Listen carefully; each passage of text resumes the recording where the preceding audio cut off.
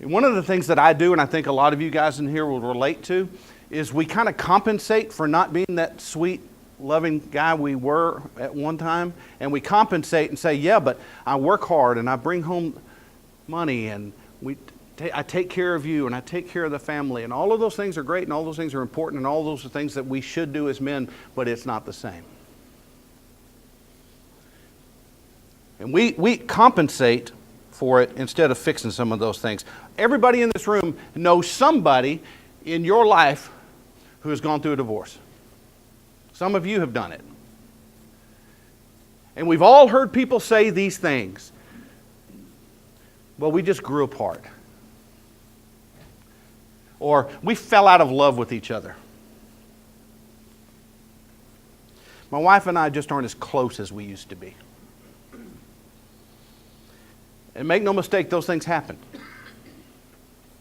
But they can be prevented. It requires effort. It requires commitment. It requires persistence. It requires grace.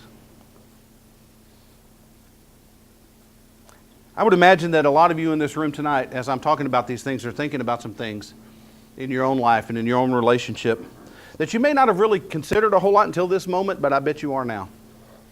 And I want you to hold on to that thought until you get home. Okay? Because that's all we're going to talk about it right now. All of us need to be reminded from time to time that our relationships need to be refreshed. Because if we don't refresh relationships occasionally, they just get stale. It just grows old.